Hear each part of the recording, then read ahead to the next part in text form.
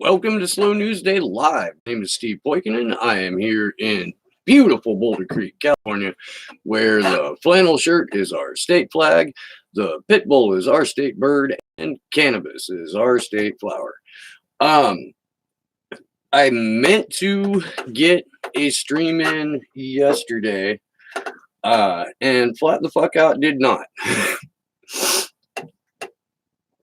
I did a 5-hour live stream on Action for Assange yesterday, and it kicked my ass. Talking for 5 hours and interviewing 5 or 4 different people on a subject as serious as press freedom and whistleblowers. I am working on shirts, Karen. I'll get to that at the end of the show. But all that shit, dude, it takes a lot out of you. It does.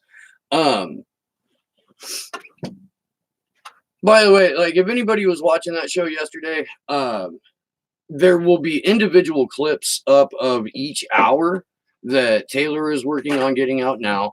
I wouldn't expect anyone to sit through 5 hours of broadcast on repeat. That seems like an awful lot. The first hour that we had with Gordon Dimmick should be up soon, and Gordon Dimmick himself should be on this channel soon. So I'm looking forward to that. I had a really good conversation with him yesterday, and I think that we're going to be able to have some fun together. If you're unfamiliar with Gordon Dimmick, go check out his channel. He does UK politics, and he does it really, really well. And then Graham Elwood capped off our show yesterday, and Graham is always awesome to talk to. He's one of my favorite YouTubers in terms of just how frank and open and honest he is to talk about the shit that he's been through in his life and how it relates to how he delivers his show. It's something that I don't do, and something that I maybe might want to think about. I don't know, man. I've seen some really weird shit in my day. At any rate, what I was going to talk about a couple of things yesterday, and you guys know that I like to deliver news, as it were, outside of the narrative. I'm already getting buffered. Damn, dude, that's hard.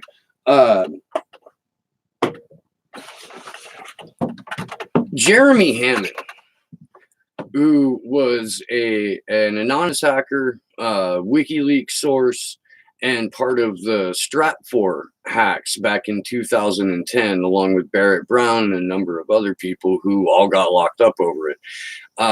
Jeremy Hammond is being called back in to testify in the Eastern District of Virginia, where the exact same courtroom, Espionage Court, that John Kiriakou went through, that Chelsea Manning is refusing to testify in, and for her refusal is facing punitive jail time and upwards of now $70,000 in fines, with more on the way.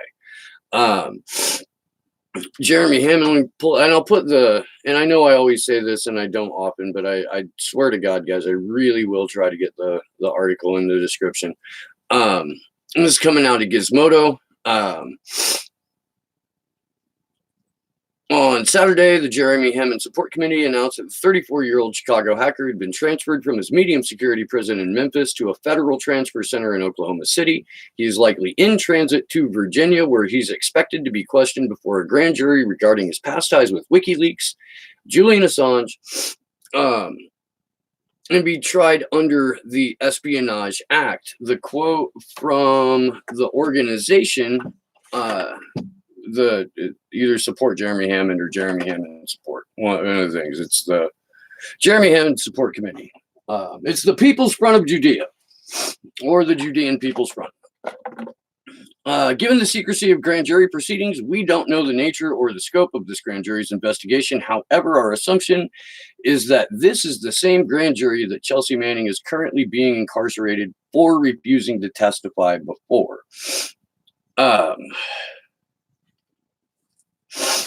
In November, Gizmodo reported that WikiLeaks had provided Hammond and his anti-sec hacking crew with access to a custom search engine tool in early 2012 in an effort to aid the hackers in rifling through a batch of more than 5 million emails, which anti-sec had plundered from the servers of private intelligence firm the month before. That year, WikiLeaks would begin publishing and sharing with its worldwide media partners the same tranche of emails, which it named the Global Intelligence Files. Now, I don't know if you guys remember Stratfor or not, or what came out of it. Again, this wasn't originally part of a WikiLeaks drop. It was something that a hacker collective did themselves, and then eventually released through WikiLeaks under the Global Intelligence thing.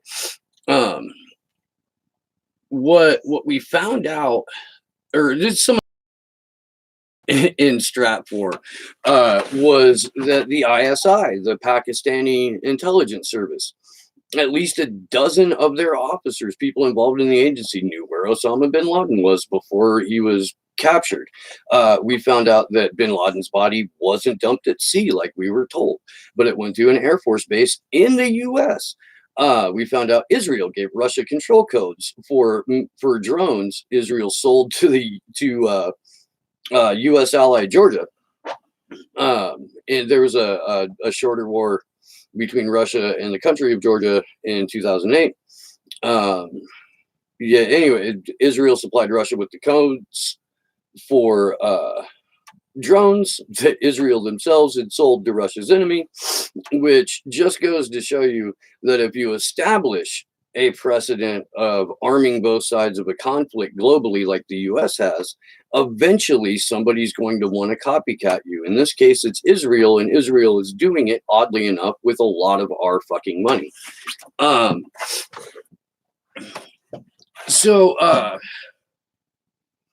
We also found out through Stratfor that the U.S. government had tried multiple times to overthrow, oust, orchestrate a coup against Hugo Chavez in Venezuela.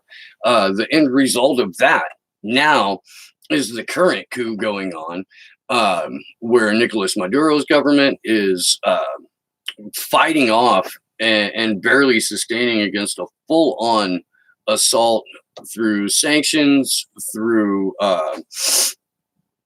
holding their money hostage in a UK bank, through propping up this pretender dictator Juan Guaido. This all connects, and it connects in multiple ways. We're at a point right now where the ability for me, people like me, people in my sandbox, as it were, in independent media or left media, and we've talked about this a lot, both on the show and in the Free Assange vigils, and I talk about it on social media, but the self-censorship that takes place among the left, I guess the survival instinct to not talk about certain things because you've got a monetized channel on YouTube and you don't want to lose your income because that's your income. The reason that Jeremy Hammond is being pulled out of minimum security in Tennessee and taken to the Eastern District of Virginia is largely because Chelsea Manning is refusing to cooperate, won't walk herself into a perjury trap, and won't go face more jail time for testimony that she's already given. They know this. The decision to keep her incarcerated and the decision to levy fines is purely punitive. It is purely to break her, and again, 100% legal under U.S. law. But because it's not going the way they want it to, and they already have a precedent set based on the DNC lawsuit dismissal against WikiLeaks, protecting WikiLeaks and Assange as a publisher and giving them the same sort of rights that Daniel Ellsberg had when he brought forth the Pentagon Papers. Because of that, they have to call in Hammond. They have to try and do something to coerce him or convince him to testify. I would expect to see more people that were involved in the original Stratfor hack that are still locked up over it. I would expect to see them called in for this as well. Anyone who has been recognized as a source for WikiLeaks over from now until February, when Julian Assange's extradition hearing takes place. Between now and then, I would expect to see more of them called out, called forth, and brought to testify.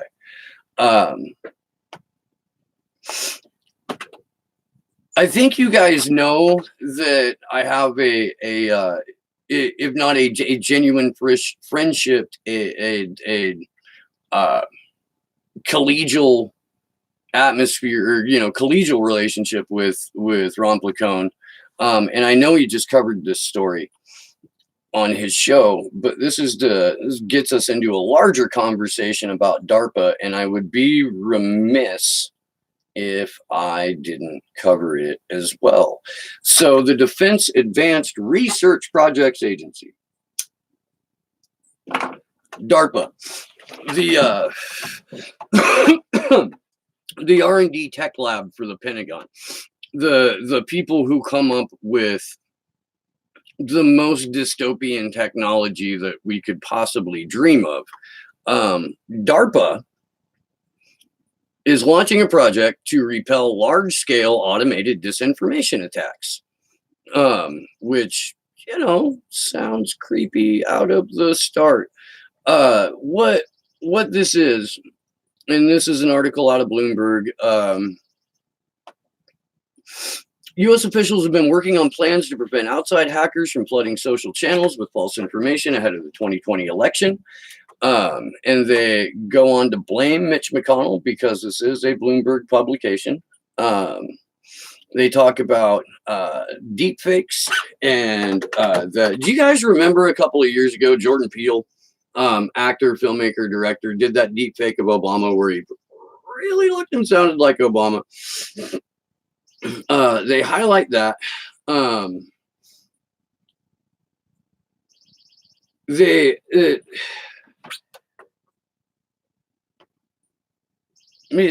try to drag Zuckerberg into it and make Zuckerberg the bad guy for this, and why they're doing that, why they're putting the blame, why DARPA, why the government, why the Republicans are putting the blame on Facebook is because they would like to better partner with Facebook to control what information you see, how you see it, and how you process it.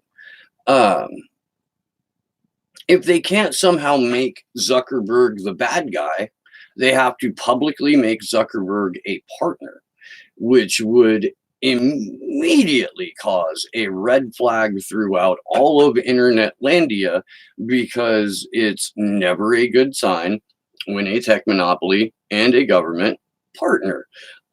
We know they have. We know that a lot of this is for the theatrical aspect of it. We know that Facebook back in May had backdoors built into Facebook WhatsApp so that any law enforcement agency with clearance could go and invade your private messages and private conversations and read them.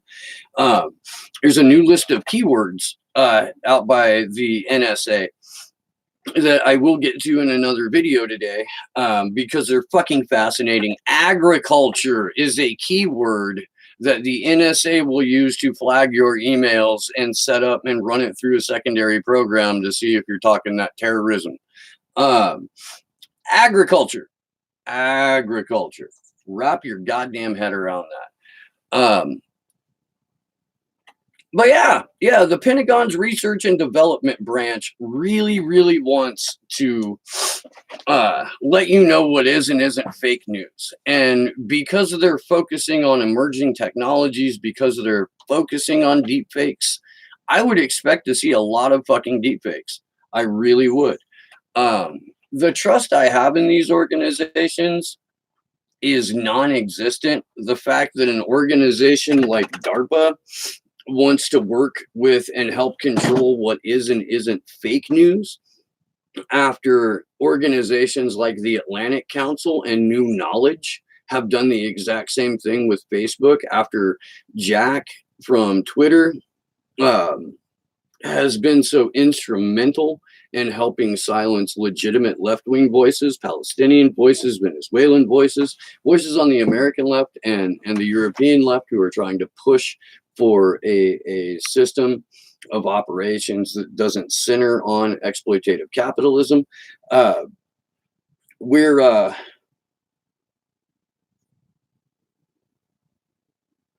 heading into an election season with DARPA, the Pentagon in general, all of these right-wing neoconservative think tanks, and then like Bill Gates and Microsoft are all partnering to ensure election integrity, election security, and real news. If that doesn't have you immediately looking for alternative sources of news and information, you're not going to find this channel. Straight the fuck up. The reason I wanted to bring up DARPA, and this is the thumbnail for today's video, is last week DARPA put out a tweet. And I'm gonna gotta piss somebody off. The tweet from August 26th says, this is from DARPA, again, the Pentagon's Defense Research and Development Agency. Attention city dwellers, we're interested in identifying university-owned or commercially managed underground urban tunnels and facilities able to host research and experimentation. It's short notice. We're asking for responses by August 30th, 5 p.m. Eastern Time. Again, this tweet was sent out August 28th. So DARPA wants to buy up as many underground tunnels for, quote, experimentation, and they want to do it quick. But no one should have anything to worry about. A perfectly normal day with a perfectly normal dystopian R&D company as a branch of the deep state just wants these underground tunnels for experimentation. They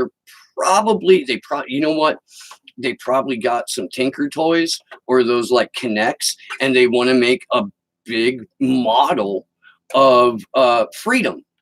DARPA wants to make a model of freedom in an underground tunnel. That's exactly what's going on. Nothing to worry about, nothing to be concerned about.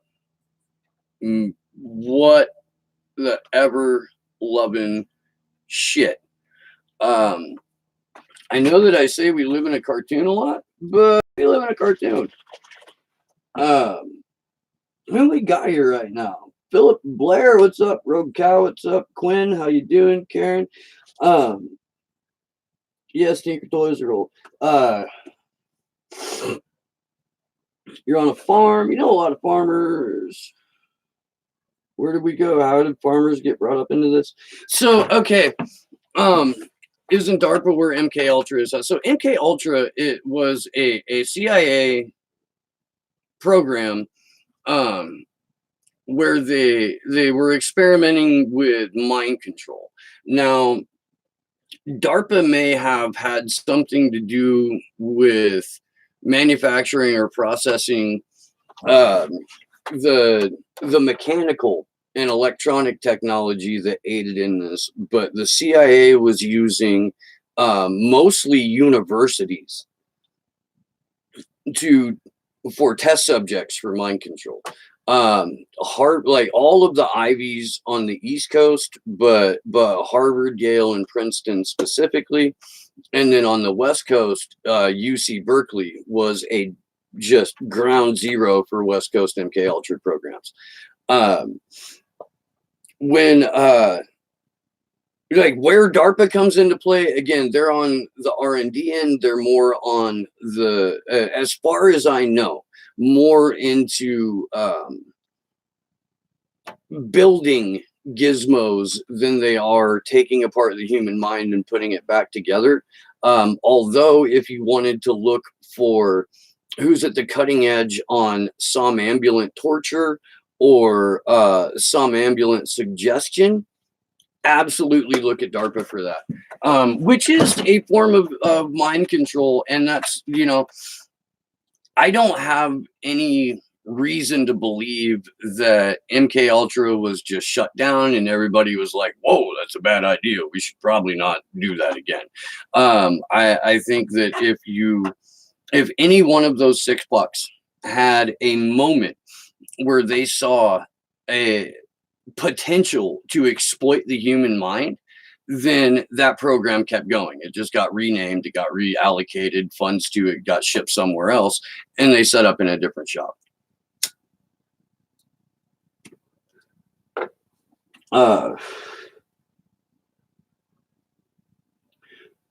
Wexner brought many Israeli scientists to Ohio State University for neuroscience. So that's the other thing, dude. And I wasn't really planning on going off into the land of Epstein this morning, or at least during this stream, but Road Cow brings it up, and it's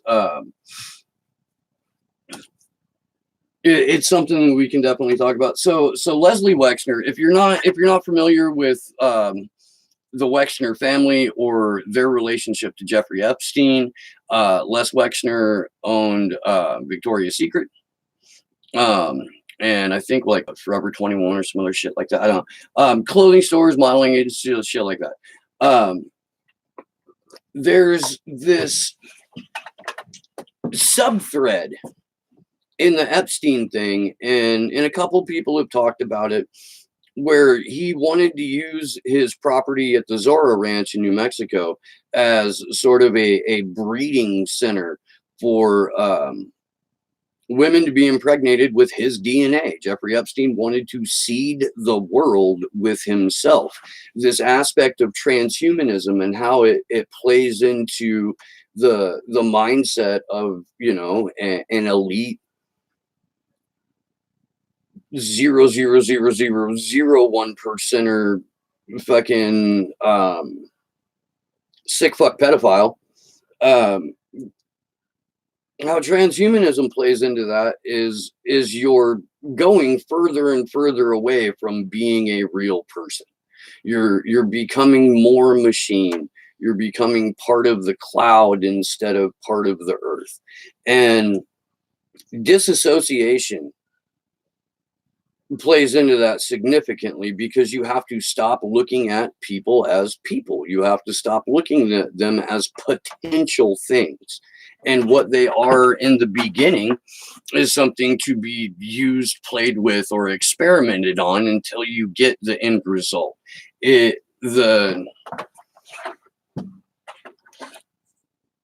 philosophy behind it is certainly something that you'll find in elite Ivy League institutions, and it's certainly something that had a role to play in the original MK Ultra program. It's something that has a role to play in the U.S. military, where you in boot camp are forced to lose your personal identity so that you can become a soldier, a part of something that is bigger than yourself.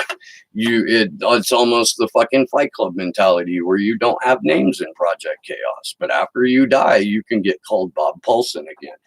What we got here? We're going through a federal lawsuit right now over MK Ultra. So many people in Canada. Can you send me something about that, Quinn? Please. I would like to cover that. Yeah, Quinn, whatever you have on that, please send me. And it's like U.S. intelligence agency MK Ultra that happened up in Canada. That'd be fascinating to read.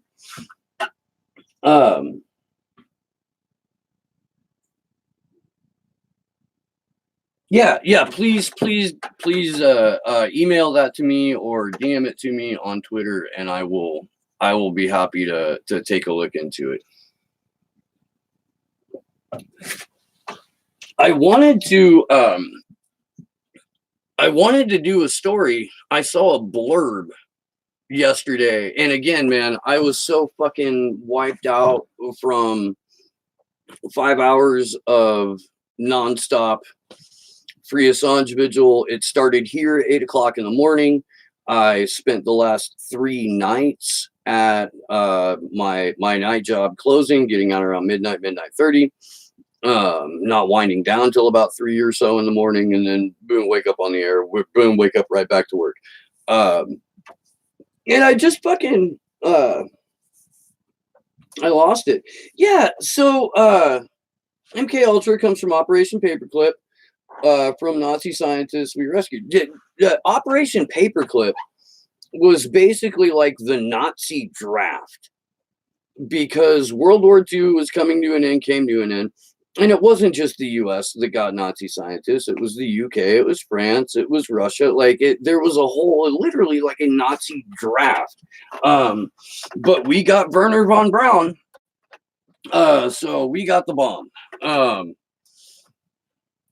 And yeah, you're right. The MK Ultra, all of those CIA programs that launched in the 1950s. You got the shutting down of the OSS and the launching of the CIA, and the CIA, NASA, a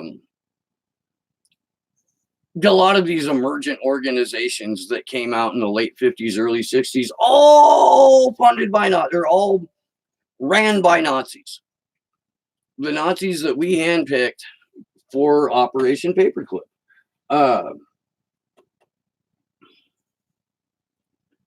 McGill Allen Memorial, Montreal University is where they were doing it. So many people are suing and have soon and got fuck all or nothing at all. Yeah, please do that. I would appreciate it.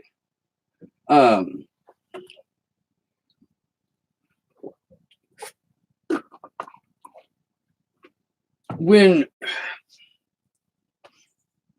we start looking at these programs, and we start looking at the length of time that they've been around, and we start to really put a pin to what we consider the digital age, or what they're calling like the information or the technological age.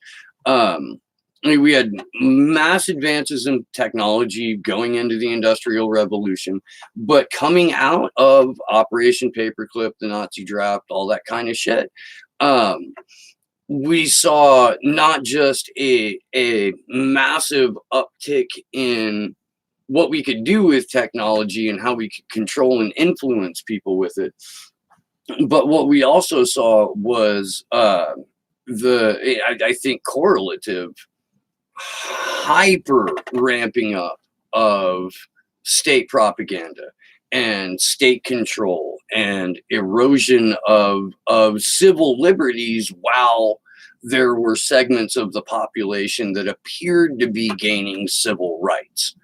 And an argument with an absolute fucking wingnut on Twitter for a second, and then I remembered Susie Dawson's excellent work in freeing Julian Assange, and was able to pull myself out of it and get focused again. But it was about Martin Luther King Jr. and why he was assassinated, and the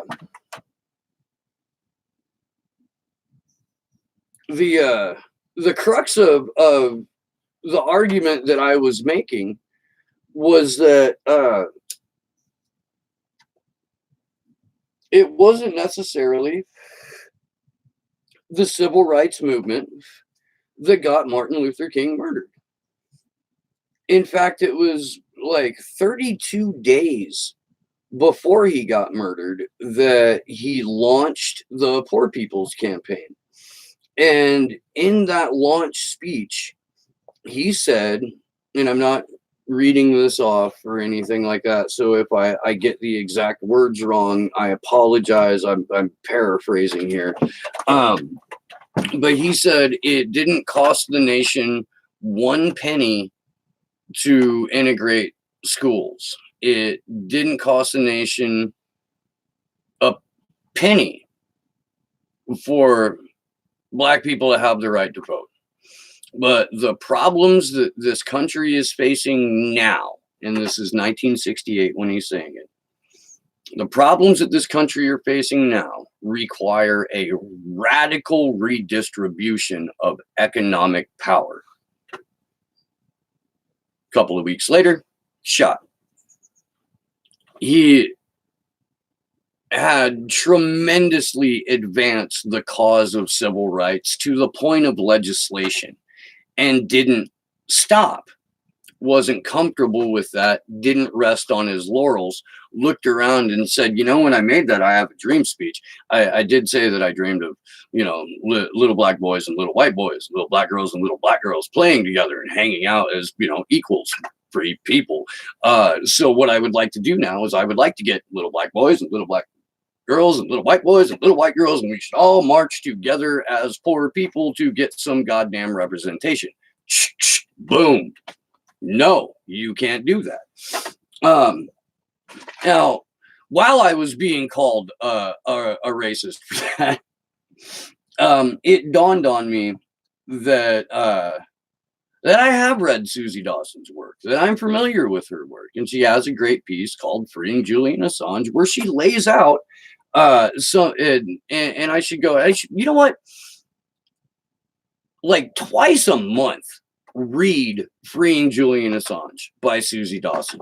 But the third section, the third part of that series, is almost a standalone work of a first-person testimonial of what it's like to be a targeted activist and journalist in today's society.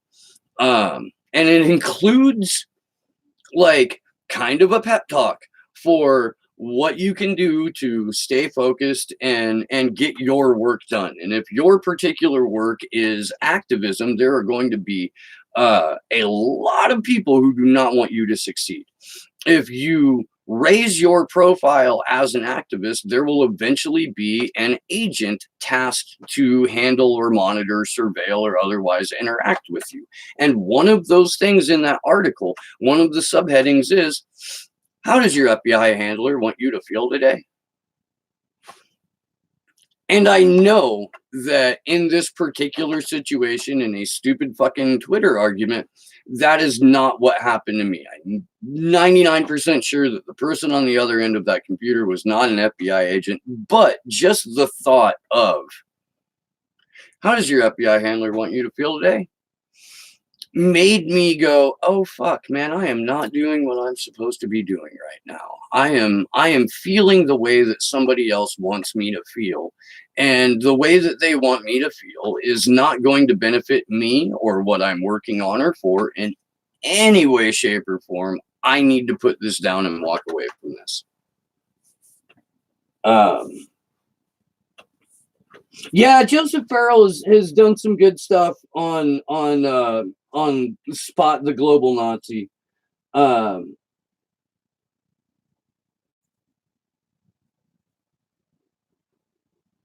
Yeah, that's right. The Bureau of Indian Affairs was packed full of fucking Nazis too. I remember hearing that a very long time ago.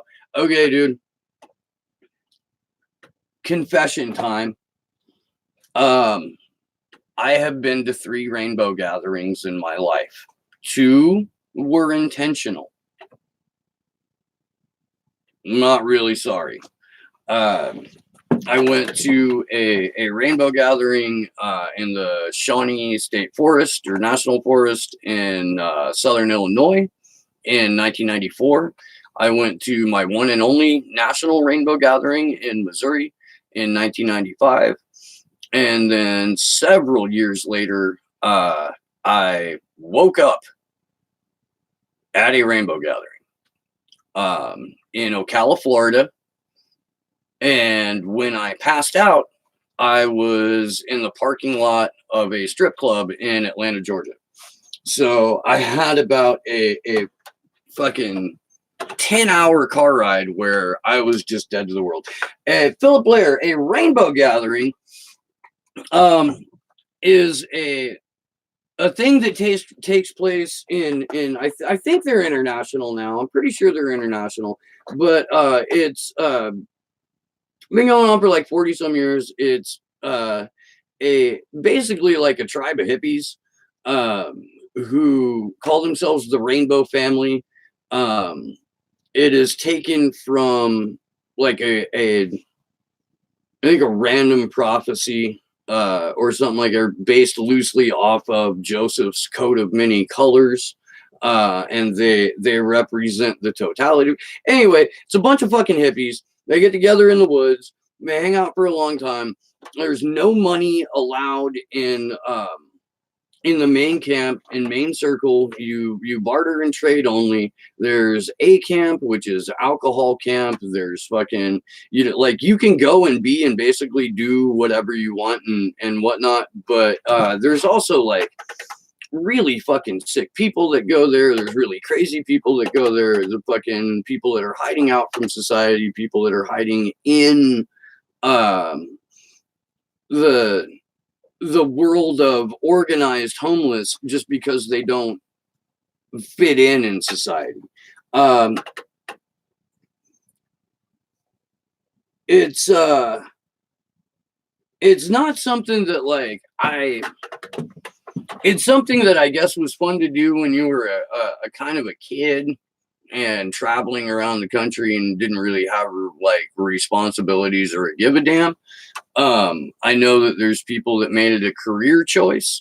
My retirement from traveling like that, from doing like Grateful Dead shows and Widespread Panic shows and the occasional Rainbow Gathering or whatever fucking music festival, was to work Renaissance Festival. So instead of moving every couple of days, city, hotel, 2-day break, whatever, I would stay in the same spot for like 2 or 2.5 whole months.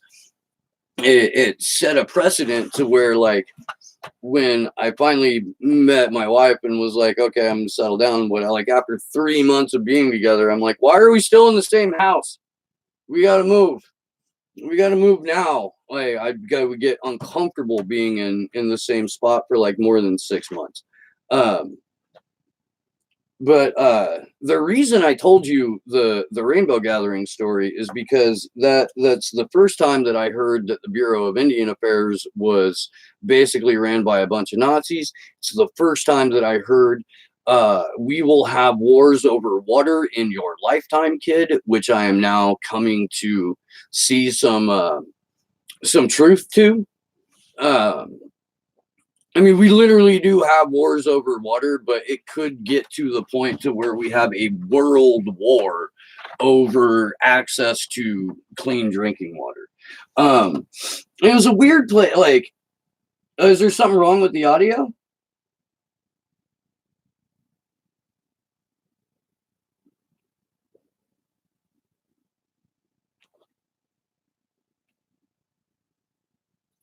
Everyone seems to dismiss the fact that cures came from plants and fungi originally. I don't think that's true.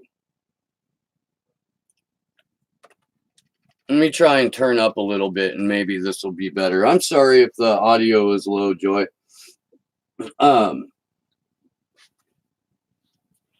Okay. At any rate, yeah, no, so plant medicine, like even if you talk to someone in the pharmaceutical industry or someone who's loosely connected to medicine in general, I think a lot of those people will admit, yeah, you know, we do get this stuff from plants, but and then they'll go off onto their capitalistic talking points. I when I did the Renaissance Festival thing, my girlfriend, one of my kids' moms, she worked for an apothecary for a while, and it was, I mean, hands down, one of the most, like the guy who owned it, Cal, was just one of the most knowledgeable and sincere healers I've ever met in my life. Where plant medicine ends and Western medicine begins, really, is in like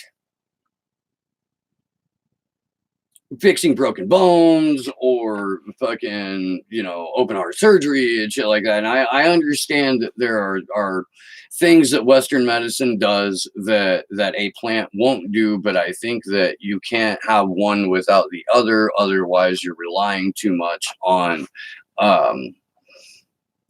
synthetics, on technology. I don't know, man. I go back and forth between wanting to be a full fucking Luddite in the middle of the woods with like no one around me, or using the technology just enough to crush the bastards. Like it's a constant battle. On the one hand, I think the bastard should be crushed. On the other hand, I think it might be nice just to go full Kaczynski and get out into the cabin in Montana without the pipe bombs. Without the pipe bombs, no mail bombs. To whatever agent is tasked listening to this show, I'm not going to blow anybody up. So I'm going to make that perfectly clear. Fingers aren't crossed. Swearsies. You know what? I've been to Montana a few times. I had a friend that worked at the Fender Guitar Factory in Bozeman. And I, because you had to, went and partied in Missoula.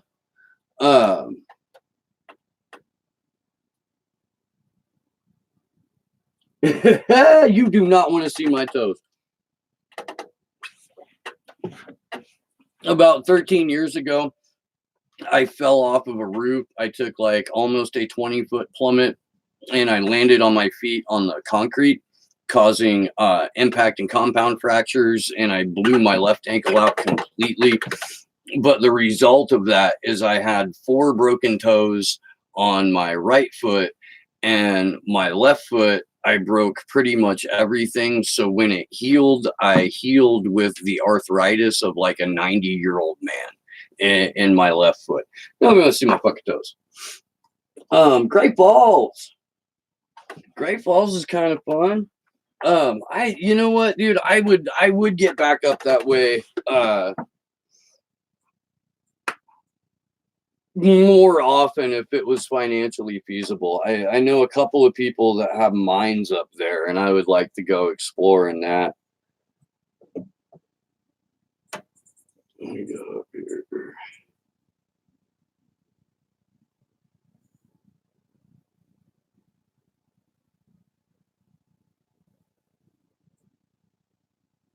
Are you talking about the Power Exchange, Rogue Cow? Is that the club you're talking about?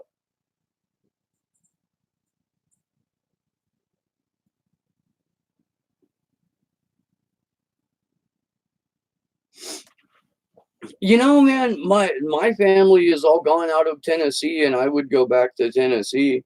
I think about this shit all the time, man. It is we're getting priced out of this area, but I don't know where else we could go that would be sustainable. That has like we've got 300 years of water here. I don't know where else I could go that has 300 years of water. MSM is not mainstream media, but MSM that's good for inflammation is some kind of magnesium base. It's I used to take it. I used to take glucosamine, MSM, and chondroitin. And then what I found is that my body would generate too many minerals, and I would get these giant calcium deposits around my ankle, and it was not all that great. God, did I? Oh yeah, no. So I wanted to, and then I think I'm gonna hop off.